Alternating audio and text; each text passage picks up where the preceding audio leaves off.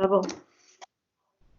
Olá, irmãos, graça e paz. Que Deus possa abençoar a sua vida, abençoar as nossas vidas em nome de Jesus.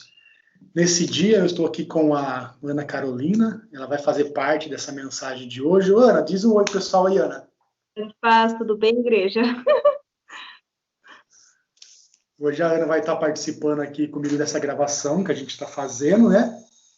E eu quero aqui junto com a Ana comentar aqui 6 verdades que a gente não pode se esquecer, né? Irmãos, a gente em cima de um estudo, a gente colocou 6 verdades, mas assim, a gente não pode se esquecer que possivelmente tenha mais verdades, né? Tinha muita mais, né? Mas nesse princípio, o que eu e a Ana vamos comentar, vamos estudar aqui, vamos trazer para vocês, a gente vai destacar 6 aqui somente, tá? Então, o primeiro aqui que eu quero destacar, ó, aqui o quê? Tudo tem o seu tempo determinado. E em cima dessa frase, que ela está embasada lá em Eclesiastes 3, né, que fala tudo tem o seu tempo determinado, como está escrito lá, né? É tempo de nascer, é tempo de morrer, é tempo de plantar, é tempo de arrancar o que plantou, né? É tempo de chorar, é tempo de rir, é tempo de espalhar, é tempo de ajuntar, né? É tempo de amar, é tempo de aborrecer. Ou seja, tudo não tem o seu tempo, né? E o interessante, irmãos, que assim, por a gente saber essa verdade que está na Bíblia, que existe um tempo determinado para todas as coisas, o mais importante é o que nós vamos fazer nesse tempo. O que nós vamos aprender quando chegar esse tempo. Por exemplo, uma criança, quando ela é criança, ela tem o tempo de usar fralda, né? Tem o tempo de sair da fralda, tem o tempo de tomar o mamar ali, o leite dela. Mas quando ela fica adulta, é um outro tempo dela. O apóstolo Paulo fala isso. Ele fala que quando eu era menino, eu falava como menino. E agora que se tornei grande, adulto, eu falo de uma forma diferente, eu me comporto de uma forma diferente, eu vivo de uma forma diferente. Então, e nós não podemos deixar de falar nesse período que a gente está vivendo. É um tempo diferente. É um tempo onde a igreja nunca viveu, irmãos. A igreja nunca pôde ficar sem congregar, ficar sem abraçar os irmãos. Ainda mais a gente que é brasileira, a gente gosta de pegar, a gente gosta de abraçar, né? A gente gosta de, né? Então a gente nunca viveu isso. Então é um tempo de Deus querer ensinar algumas coisas para a gente, da gente aprender algumas coisas nesse tempo, né? Então é um tempo de ter paciência, é um tempo tendo domínio próprio, porque é o que nós vamos aprender nesse tempo. Já que nós sabemos que em Eclesiastes fala que tudo tem um tempo determinado, o que nós vamos aprender durante esse tempo determinado, né? Ana, você quer fazer algum comentário, Ana? Não, tô concordando. Nesse momento, Amém. paciência. Amém. Então, ó, se a gente sabe que tudo tem um tempo determinado, essa é a primeira questão. Que na Terra tudo tem um tempo determinado, né? Às vezes é um tempo que você está empregado, às vezes é um tempo que você fica desempregado, porque todo mundo fica desempregado, até o cristão fica, né? É tempo de você ter saúde, vai ter uma fase da vida que você vai ficar enfermo, não é fato? Todo cristão também fica enfermo, não é verdade? Eu fiquei várias vezes enfermo, tenho certeza que a Ana já ficou gripada, passou algum mal, né? Então, é um tempo diferente. Então, a igreja está vivendo um tempo diferente e a gente tem que aprender nesse tempo diferente. O interessante, Ana, assim, que eu percebo que algumas igrejas da qual eu sou amigo dos pastores, ou até dos membros, que tem muita igreja de ver ficar reclamando, ai, do coronavírus, ai, que é isso, que é aquilo, a gente não pode congregar. E o líder da igreja juntou os liderados e falou assim, o que a gente pode fazer agora? Então eu vejo que gente que nunca transmitiu nada na internet começou a transmitir, gente que nunca pregou na internet começou a pregar, né? Então você vê assim que eles uniram ali a sua liderança e acharam um outro caminho de espalhar o evangelho, né? Você vê que interessante que domingo agora, dia 3, a igreja aqui em Americana fizeram o culto drive, ou seja, eles foram para um local específico, todo mundo ficou dentro do carro, ninguém saiu dentro do carro, e eles começaram a louvar a Deus. O pregador ele ficou em cima de um local ali, né, os cantores em cima de um local específico, e eles, todo mundo dentro do carro, começaram a louvar a Deus. Então, assim, você vê que eles inovaram, né? Começou uma inovação, isso é bacana. Então, já que tem um tempo determinado para todas as coisas, a gente precisa aprender, inovar, trazer coisas novas durante esse tempo. E o mais importante, saber o que Deus quer nos ensinar nesse tempo, né? Porque às vezes Deus está falando, Deus está mostrando, Deus está guiando, e a gente está tão preocupado com o que a gente está passando nesse tempo específico, a gente não ouve Deus, né? E o segundo aqui, ó, uma escolha errada pode trazer consequências irreparáveis. Eu lembro que um tempo eu comentei das escolhas de Ló com Abraão, que Abraão escolheu uma terra, né, nem tanto assim bonita, e Ló escolheu as campinas ali de Sodoma e Gomorra, que era um lugar muito bonito, né? Mas você vê que as escolhas de Ló trouxeram consequências difíceis para a vida dele. Ele acabou ficando longe de Deus, ele acabou ficando junto com pessoas que não adoravam a Deus, que eram inimigas de Deus. Você vê que depois que Deus vai destruir aquela terra, a mulher dele olha para trás e vira uma estátua de sal. Ele perdeu a mulher, afinal, né? Quando ele sai, as filhas dele ali embebedam ele e geram filhos com ele, e depois aqueles filhos se tornaram uma nação que foram inimigas de Israel. Você vê que uma atitude que ele tomou, uma decisão que ele tomou, olha quantas coisas erradas que acarretou na vida dele e até na sua descendência, né? Então, uma decisão errada que eu tomo hoje ou vai trazer coisas terríveis para o futuro. E uma decisão certa que eu tomo hoje pode trazer coisas boas para mim no futuro também, né? E a gente vê outros personagens bíblicos. Você vê, por exemplo, Sansão, né? Sansão tomando uma atitude muito errada de falar para Dalila qual era o segredo dele, né? Que era o cabelo, né? Você vê a decisão que ele tomou e as consequências que ele teve, né?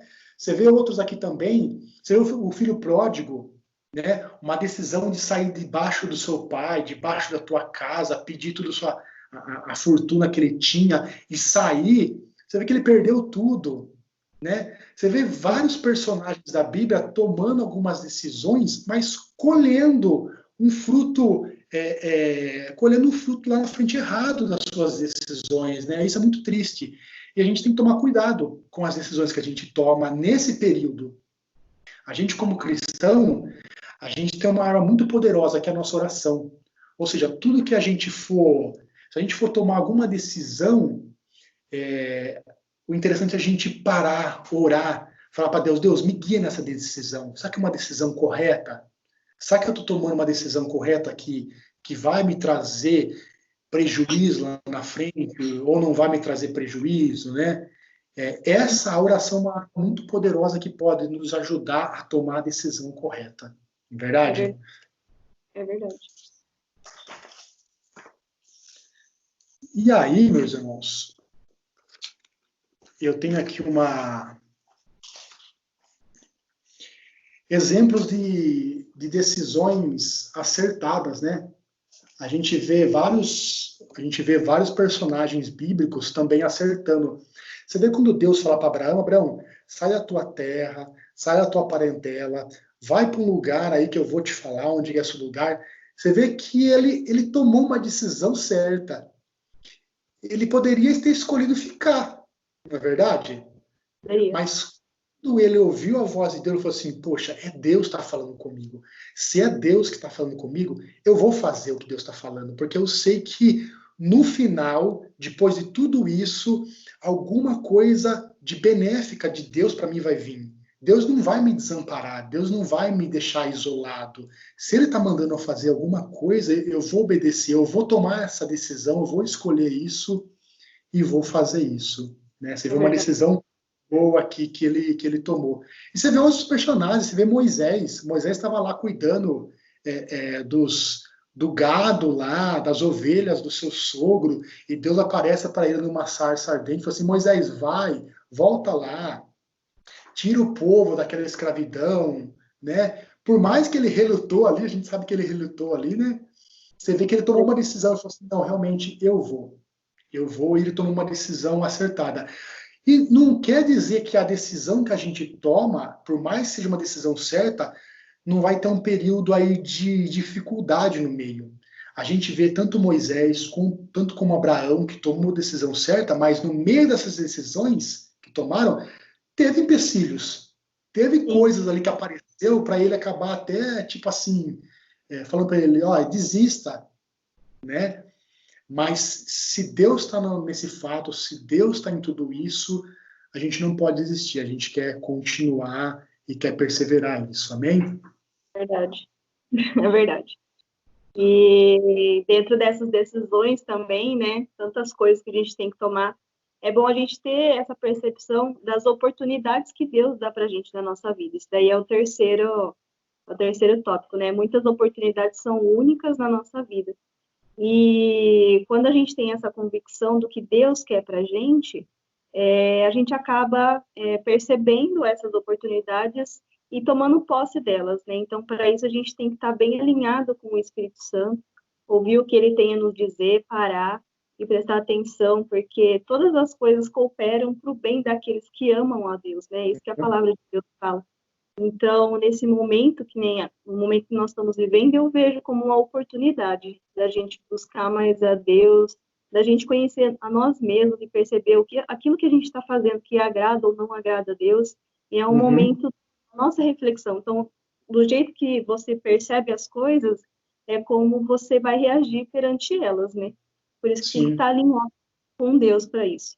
Então, alguns exemplos na Bíblia de pessoas que souberam essas oportunidades é aquele cego de Jericó, né? Que quando Jesus estava passando e ele Uhum, ficou gritando, Jesus tem misericórdia de mim, e os discípulos queriam calar a sua voz, mas não conseguiram. Jesus ouviu e o curou. Então, foi uma oportunidade, ele não estava esperando que Jesus passasse por lá, e ele entendeu que aquilo era a hora dele, e ele agarrou essa oportunidade e ele foi curado. Assim como verdade. Jacó, quando lutou com um anjo, né? Ele queria a bênção, ele precisava da bênção, e ele falou para o anjo, né? Para ele não sair enquanto não desse a bênção. Ele lutou, e por tanta insistência, ele percebeu a oportunidade que aquela era a hora, Deus deu a bênção para ele, né? Então a gente tem que estar muito ligado com Deus para entender esses momentos em momento certo de agarrar essa oportunidade e nos aproximarmos mais de Deus. Nenhuma dessas bênçãos foram dadas para separar o homem de Deus, não. Foi para aproximar mais as pessoas de Deus. Então, quando é a oportunidade que nos separam de Deus, provavelmente não é de Deus, né?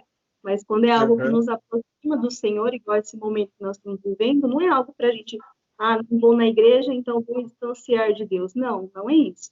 É o momento que a gente está vivendo de a gente perceber o quanto Deus é, o poder de Deus nesse momento e a nossa dependência dele. Não é dependência uhum, da igreja, dos irmãos da igreja, né, ou do líder, apesar de a gente precisar, mas a dependência é no Senhor. Então a gente tem sim. que usar esses momentos para perceber essas coisas. E outra parte também que é uma lei, né, que é a lei da semeadura. Então, a gente ouve a Deus, a gente faz as nossas escolhas, a gente agarra as oportunidades e aí vem a semeadura. Então, a semeadura, ela é uma coisa opcional. A gente planta, às vezes não percebemos aquilo que nós plantamos, mas a colheita nós vamos ter, nós vamos obrigatoriamente ter. Então, é por isso que a gente tem que prestar atenção naquilo que a gente faz nos momentos difíceis, nas dificuldades, porque Jesus não disse que a gente não ia passar por momentos ruins. Pelo contrário, ele falou que nós temos aflições, mas ele deu a garantia de que ele venceu. Então, se ele venceu, nós também venceremos. Nós não estamos Uhum, no ser 100% felizes, nós estamos no mundo para adorar a Deus, para servir o Senhor e para mostrar que Deus existe e através de nós o cristianismo ele tem que ser pregado. Então, a questão da colheita, a gente tem que prestar muita atenção nas nossas atitudes, naquilo que a gente fala, porque às vezes nós lançamos uma palavra, e em Provérbios diz que a nossa língua tem poder para a vida e para a morte. Então, nós lançamos uma uhum, palavra, às vezes para nós não foi nada, mas para a pessoa que ouviu, foi uma dor muito grande. Então, nós temos que prestar atenção, porque muitas coisas a gente acontece na nossa vida, algumas são, né, porque Deus permitiu para a gente, para crescimento. A própria Bíblia fala que a perseguição, o sofrimento, ele gera crescimento, a perseverança, ela gera fé. Então, muitas coisas Deus permite na nossa vida para que nós possamos crescer, mas outras é simplesmente uma colheita, uma consequência daquilo que a gente faz e que agora a gente precisa pagar o preço pela desobediência, pelo pecado, ou pelas coisas boas também, né? Então, quando Jesus fala, dá e você receberá, então, quanto mais você der, você mais recebe, quanto menos você der, você menos recebe. Então, tanto para coisas boas quanto para ruins, o fruto está ali, né? A gente precisa colher esse fruto. Quanto mais virtudes, mais coisas boas nós fizermos, nós dissermos uns pelos outros, a boca fala aquilo que o coração está cheio, né? Por isso que tem que pegar o evangelho e falar de Jesus, porque a nossa colheita é o céu, né? É a eternidade, é aquilo que Deus tem para nós. E é esse momento a gente precisa prestar muita atenção no que a gente fala, no que a gente faz, no que a gente sente, no que a gente pensa, porque é um momento complicado, delicado, que às vezes vem pensamentos na nossa mente que a gente não queria ter, mas é por isso que tem que tomar cuidado e ter essa percepção de Deus, estar sempre em oração e pedindo ao Senhor discernimento, né, nesse momento, para que a gente não plante coisas que nós não venhamos a nos arrepender depois, né? Sim. Então, as palavras são sementes, a gente pode ver lá em Provérbios 18 e 21, e as atitudes também são sementes, né? O fruto demora tempo para ele vir a colher, mas um dia nós iremos colher esses frutos, né? Não há árvore boa que dê maus frutos e nem árvore ruim que dê bons frutos. Então, que nós venhamos a ser árvores frutíferas boas, né? Para agradar ao Senhor e toda honra seja dada a Ele, não a nós, né? E meio tudo isso, uma outra questão também é que não basta estar na igreja, né? É preciso ser a igreja. Porque a igreja, o templo, ela está lá, né? Tem os irmãos, aquilo lá é só uma casa vazia. É verdade. Nós somos a igreja, né? Então, nós temos que ter a marca da igreja dentro de nós. Quais são as marcas da igreja? É a comunhão, né? Entre os irmãos, entre Deus, entre os irmãos, nós somos os exemplos de comunhão. Tanto que Deus, ele deixou algo muito importante para nós, que é a reconciliação, a comunhão entre as pessoas e o Senhor novamente. Então, nós devemos ter comunhão entre nós, né, entre a igreja, para que haja comunhão entre as pessoas que não conhecem a Deus para Deus. Essa é a missão da igreja na Terra, trazer comunhão com as pessoas, com o pecador, com o Senhor, né? E Deus é santo. E por ele ser santo, ele precisa que a sua igreja tenha santidade. No caso, nós precisamos da santidade, porque sem santidade, ninguém vê a Deus, né? Então, é necessário que a gente permaneça firme no Senhor, firme em oração, firme na santidade perante Deus, para que a gente honre o nome dele. A santidade é para a gente uma coisa boa? Mas mais do que isso, ela é uma honra para o nome do Senhor. Nós somos exemplos de Deus aqui na Terra. E nós precisamos dessa santidade que vem dele para transbordar esse amor de Deus, essa alegria de Deus, essa vida que Deus nos deu. É necessário a santidade. Além disso, a igreja também tem como missão adorar a Deus e servir, né? Deus criou o homem primeiramente para que ele adorasse, para que ele tivesse comunhão com Deus. A ideia de Deus fazer Adão, né, que a gente adorasse o Senhor, espírito de verdade, sem impedimento, e Jesus veio para que nós pudéssemos ver isso agora, né, que o pecado não fosse mais, que a gente não se sentisse mais culpado, né, mas que pela misericórdia de Deus, hoje a gente pode adorar o Senhor em espírito de verdade, promessa de Deus, e através do Espírito Santo isso é possível. E nós precisamos, né, não para Deus. Deus, ele é o todo-poderoso, ele é o que não precisa de nossa adoração. Nós precisamos adorar a Deus para entender quem ele é, o que ele faz e nossa dependência de Deus, né? A adoração a Deus é por ele, mas é por pensar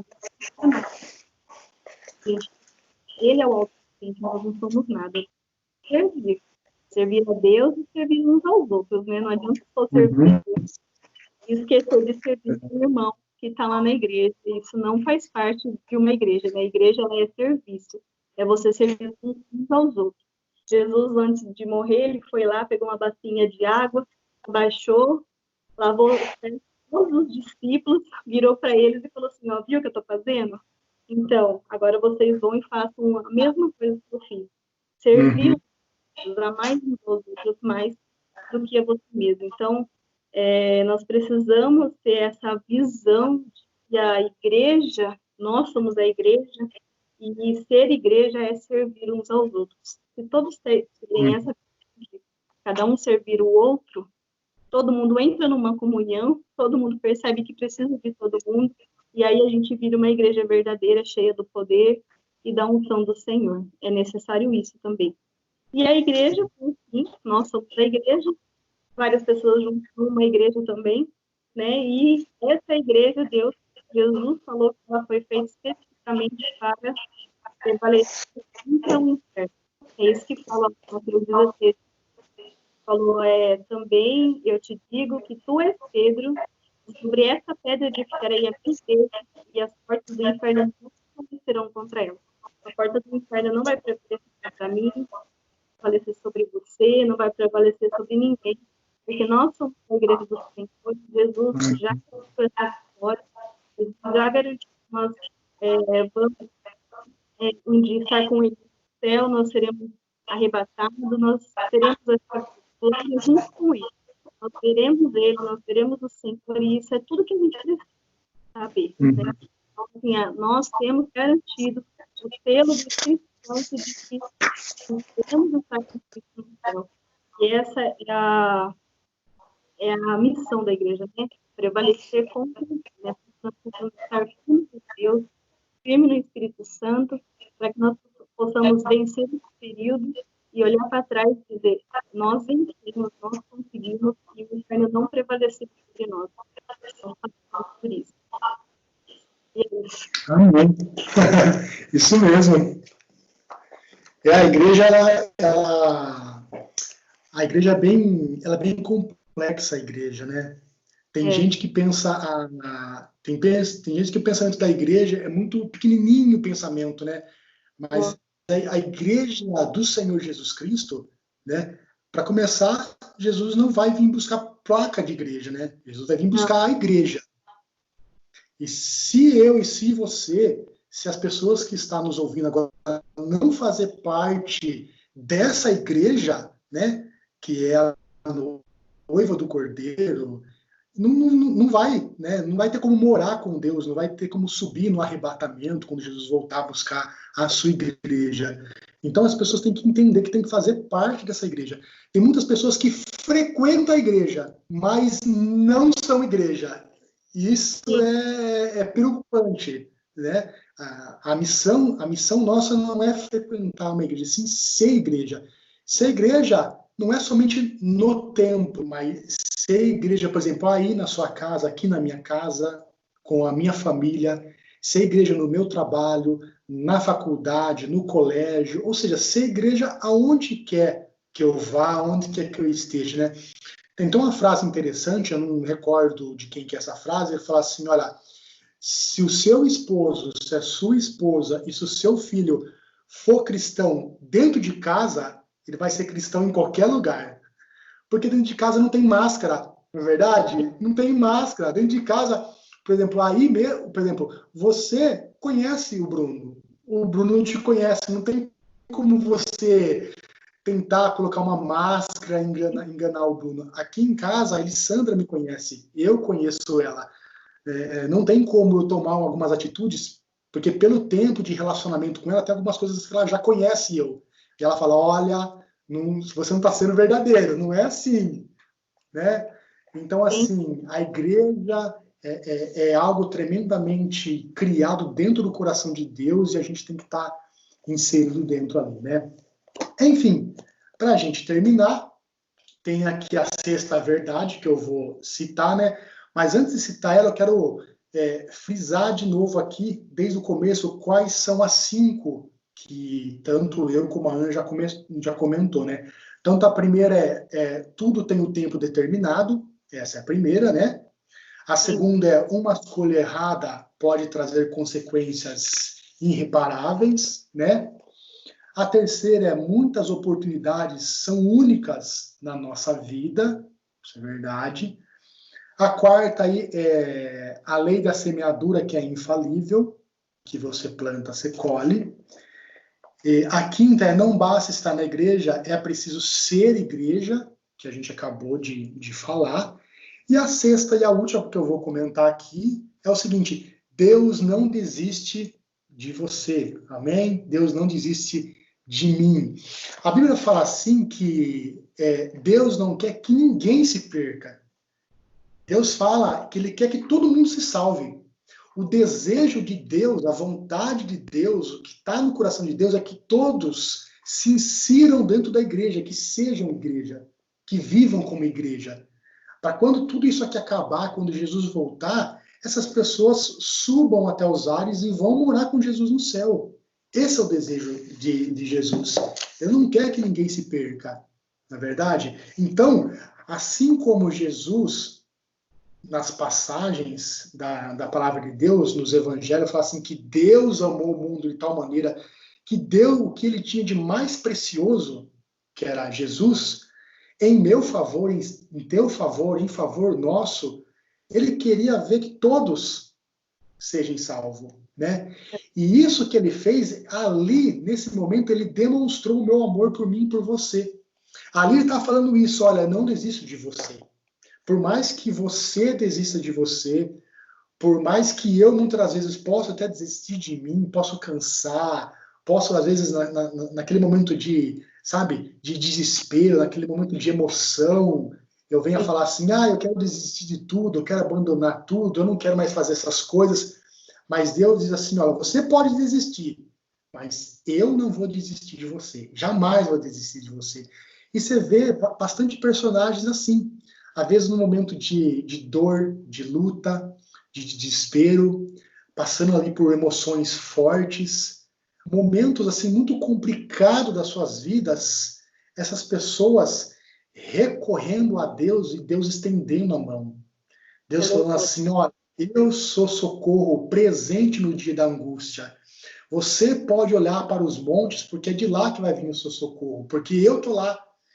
Né? E além de Jesus estar no monte, o amor dele foi tão forte. Olha só, é muito tremendo isso aqui. O amor de Deus foi tão forte por mim e por você, que ele enviou Jesus. Amém. E quando Jesus terminou a obra dele aqui na terra, ele voltou, né, para o céu. Ele falou assim: olha, eu amo tanto vocês que eu vou voltar para o céu, mas vocês não vão ficar sozinhos ainda. Eu vou deixar o Consolador com vocês aí, né, na verdade. Olha que amor tremendo por mim e por você. Então, assim, para que eu possa encerrar nesse momento com essa mensagem que eu e a Ana trouxemos aqui, uma curta mensagem, um panorama curto de algumas coisas que nós explanamos aqui, que você continue amando a Deus, que você continue amando o próximo, que você continue amando seus inimigos, que isso é importante, né? Que você não desista de Deus, não desista de ninguém, não desista de você. Ame você, ama Deus, ame o próximo. E a verdade é uma só, que Deus nunca desiste de você, nunca vai desistir de você. Eu quero aqui deixar o meu abraço, eu quero deixar aqui a minha oração para vocês, que Deus lhe abençoe, lhe guarde, abençoe teu lar, abençoe tua casa, abençoe tua família, abençoe o seu trabalho, abençoe seus estudos, que por mais que alguns lugares estão parados, mas algumas faculdades estão aí online, né, transmitindo os estudos, né? Algumas igrejas também estão transmitindo tudo online, nós estamos, né, em comunhão nesse momento, dessa forma, até tudo isso passar, né? Mas que essa palavra venha falar ao coração de vocês. Não é verdade, Ana? Amém. É isso mesmo. Deus abençoe. Que vocês tenham força para passar por isso e que logo nós estaremos juntos, se Deus quiser. Amém, irmãos. Que Deus abençoe vocês, abençoe cada um de vocês. E eu quero aqui agradecer desde já por vocês terem nos acompanhado durante essa ministração, tá? Que Deus abençoe e guarde a vida de vocês em nome de Jesus. Amém?